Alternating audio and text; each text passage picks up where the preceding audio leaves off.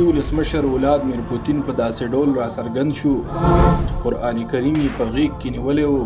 د هغه پر سپېڅلتوب یې ټینګار وکړ او په خپل هیواد کې له خپل یو مشر عالم څخه له دې امله مننه وکړه چې قرآن کریم ارزښتناکه نسخه یې ورته ډالۍ کړه.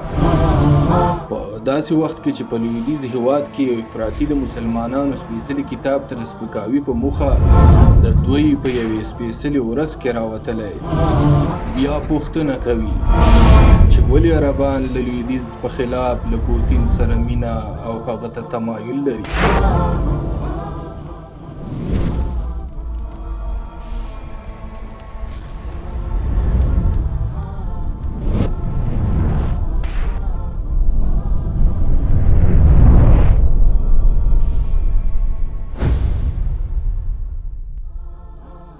د لوی اختر په لومړۍ ورځ چې د مسلمانانو سپېڅلې ورځ ده، په یوه داسې هیواد کې چې ډېری افراطي بولي، د ټولې نړۍ د مسلمانانو د احساساتو د پارولو لپاره افراطي راځي. هغه په پلازمینه سټاکهولم کې د یوه لوی جومات مخې ته د قرآن کریم یوه نسخه راواخیستله او د 200 مسلمانانو په مخ کې قرآن کریم ته سپکاوی وکړ.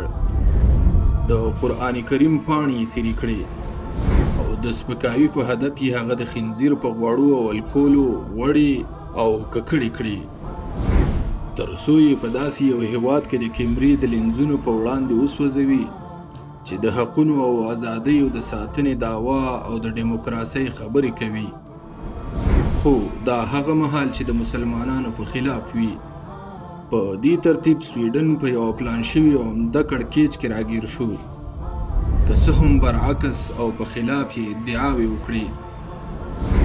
څو ورځې وړاندې یو افراطي تروریست سوریاني عراقي توکمه 30 کلن سیلوان مومیکا اعلان وکړ چې د سویډن محکمې ورته د قرآن کریم د نسخې سوځولو اجازه ورکړې ده، تر څو د نړۍ د شاوخوا 2 میلیارډو مسلمانانو احساسات زیانمن او جریحه دار کړي. نو نوموړي کس د پولیسو په محافظت او حمایت کې خپله ژمنه پوره کړه. د سویډن پولیس او د هغه امنیتي ځواکونه دا ادعا کوي چې د خلکو د احساساتو او حقوقو د ساتنې په موخه د بیلګې په توګه د همجنس بازانو د حفاظت او د هغوی د بیرغ د ساتنې لپاره خپل ځان قربانوي. په سویډن کې ډیموکراسي او ازادي لکه څنګه چې په دې وروستیو کې لیدل شوي د ځینو خلکو او ډلو په ګټه کارول کیږي، او حقوق د دوی له لوري داسې یو عطیه او ورکړه ده چې چاته یې زړه وغواړي هغه ته یې ورکوي، او چاته چې زړه نه وي نو ورڅخه یې سپموي. داسې افراطي کسانو ته د اجازې ورکول او د دوی ساتنه داسې پریکړه ده چې د نړۍ په کچه بخي پایلې ونه لري. ځکه د مسلمانانو مقدساتو ته سپکاوی او بې حرمتي په داسې سپېڅلو ورځو کې داسې پیښه ده چې د بخښنې وړ نه ده. نو لومړی سخت غبرګون د عراق څخه و چې د قرآن کریم د سوځونکي افراطي تروریست د زیږېدلو د ځای څخه پیل شو. نو د عراق خلکو د صدر د غورځنګ مشر مقتدس صدر غږ ته لبیک وویل او ټولو په بغداد کې د سویډن پر سفارت برید وکړ چې کارکوونکي نامعلوم ځای ته تښتېدلي دي، په دې معنی چې ژوند یې له خطر سره مخ دی. اوس مهال سټاکهولم په خپلو ډیرو سفارتونو کې د تیارسۍ یا ایمرجنسۍ حالت اعلان کړی دی. په ځانګړې توګه د نړۍ په اسلامي هیوادونو کې کله چې سویډن په دې کار سره د مسلمانانو احساسات راوپارول، نو غبرګون یې یوازې د عراقیانو په منځ کې نه و، بلکې دغه غبرګون په اکثرو عربي هیوادونو او نظامونو کې راڅرګند شو چې له امله له سویډن سفیران احضار شول او ټولو سټاکهولم د پیښې غندنه وکړه. له اماراتو نیولې تر سعودي عربستان، اردن، سوریې، مصر، الجزایر، مراکش او حتی فلسطین پورې دوی ټول سویډن ته پیغامونه استولي.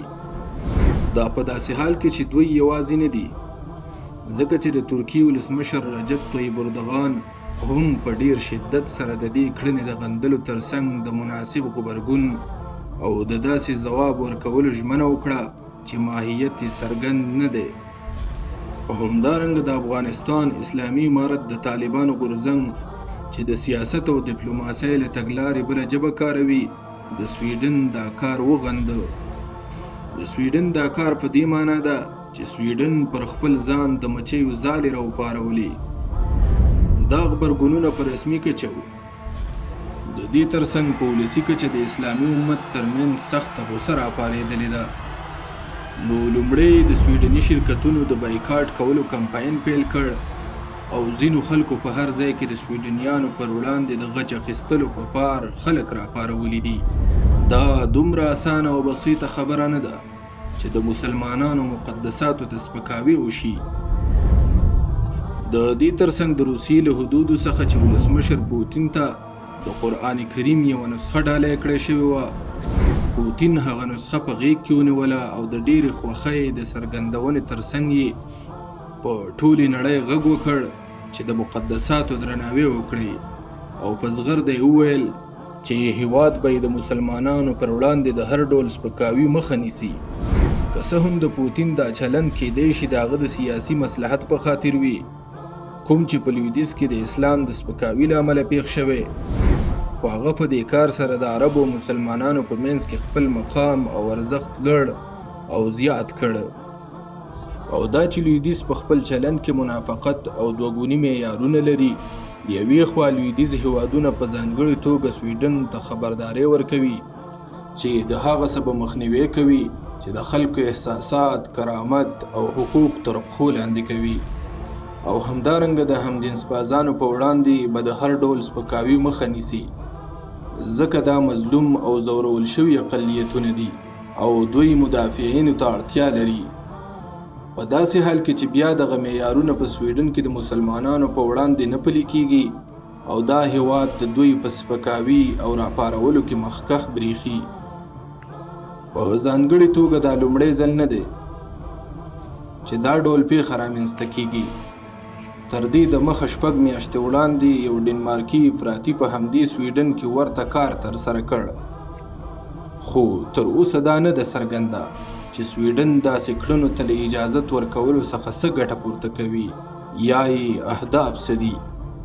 خو په څه چې پوهیږي دا به هغه ژړا او واویلا وي چې کله د کوم مسلمان له لوري د دغه کړنو غبرګون وویني، نو هغه ته به بیا دوی د افراطي او ترهګر نوم ورکړي.